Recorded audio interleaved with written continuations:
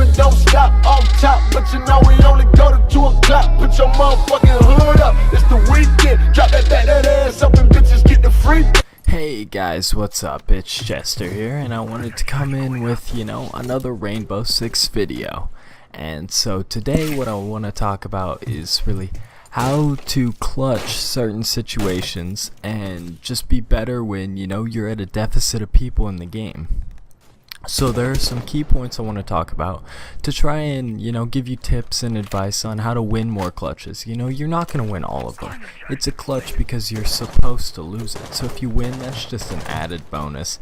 But I just want to give you some tips so that maybe, next time you see that 1v3, maybe even a 1v4, 1v5, that, you can have a solid chance and possibly even win that round.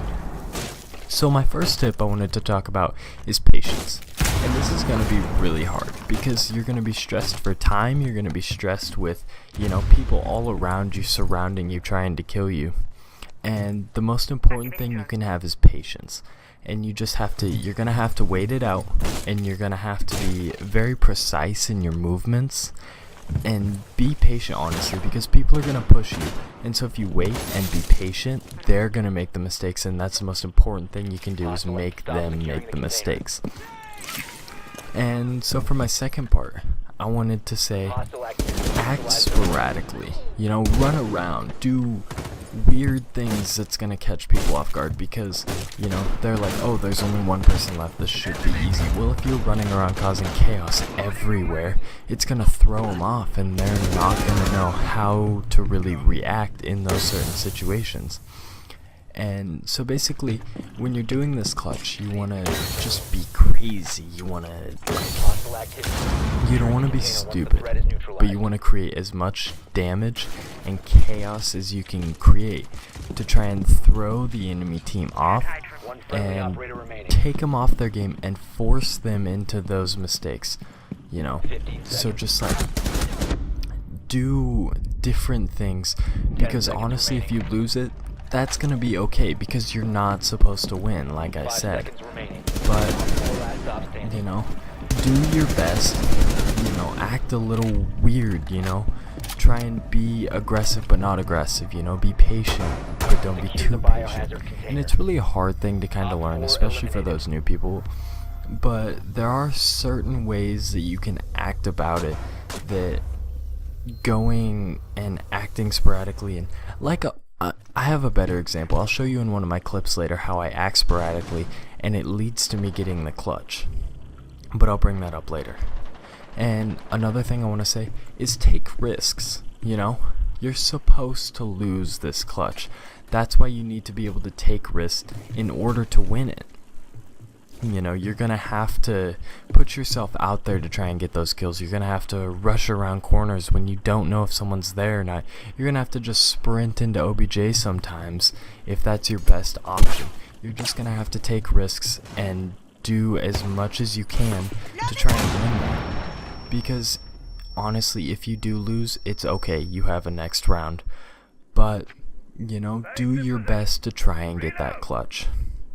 And so my next point, I kind of brought it up earlier, but I want to talk more on it, and that's make the enemy make mistakes. So what does that mean? You want to force them, get aggressive. So many times when I've been in 1v5 situations, people start jumping in outside, and that can instantly turn into 2 people jump outside. That can turn into a 1v3.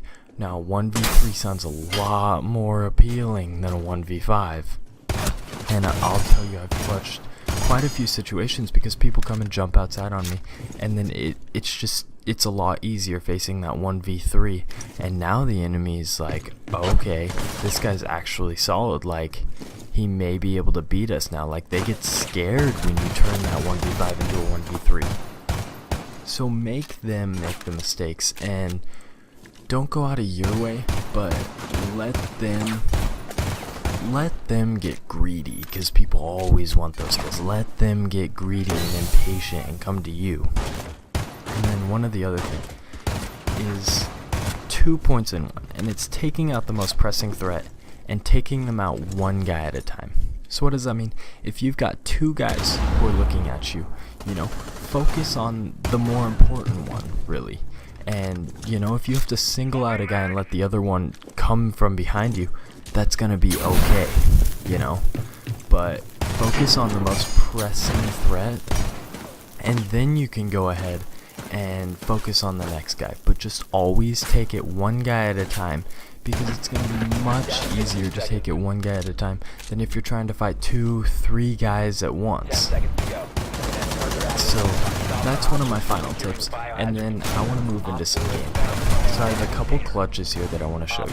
Let's start off with the first one. I'll let the clip play, and then I'll go back over what I was doing really.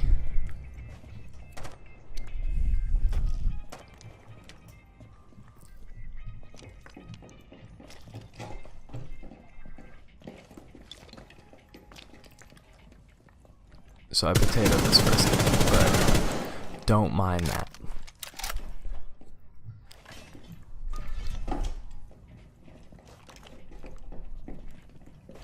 Seconds remaining. 10 seconds. Hostile activity. Securing the room. Hostile activity. Resume securing the container once the threat is secure the room. Protect the bio container. Down to 1 minute. Hostile activity. Resume securing the container once the threat is neutralized. So yes, you can see that I got a little lucky in these clips. But, you know, a lot of this was also the strategy and stuff that I did. But, so let's go back to the top and see where we were. So right here I shoot out the camera, I rush in, I pick off the first guy pretty easily. So what's going to happen next is I see that one guy's behind white van because he just killed my teammate. The other two, I have no clue where they are. So I run around white van and I get this easy pick. And then here's where patience comes into play, because I sit here, I reload, I take a second, and I actually end up hearing Jaeger, who runs into the room, and I think he's coming from my left, you know, around white van. So here's where I, you know, act sporadically and take those risks. So I'm going to run up there and just pre-fire, and I end up getting the kill, and the final person, I just kind of assume where he is, run back to that shield, and end up getting the easy pick here. So if you can see, I'm up, easy kill on Jaeger. This rook, I get a little lucky with the aim, but I end up killing him. And I got that 1v4 because of a couple small tips. So I'm going to let this next clip play out again. Take out the hostiles. Op 4, last operator standing. Access to the biohazard so again, it's those risky plays that end up working. So I'm going to run it back from the beginning and show you what I did here. So what I see is that my teammate has just died, one from hatch and one is over in red room, I know that. So what I'm going to do is I'm going to take the most pressing threat, and that's the one that's actually in OBJ, and I know that they just dropped hatch, both because I heard them and because they killed my teammate, and I've seen no one else move into OBJ. So, as I progress, I go to the most pressing threat, and, you know, I get this easy kill right here. I see their gun right there. Pre-fire, and then I know Twitch is in red, so I just wait for her, and she comes running around right into my gun.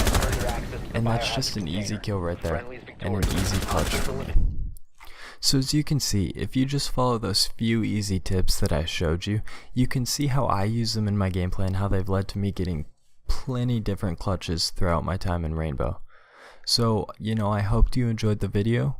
As always, go and check out my other videos, like, leave comments on how you thought the video was, subscribe if you enjoy my content. I'm still trying to grow my channel, and really hope that I can continue to grow into a bigger, you know, first-person shooter, whatever I turn out to be. But really right now I'm focusing on Rainbow. So, you know, if you enjoyed the video, remember to like, comment, subscribe. As always, this is Chester. Peace.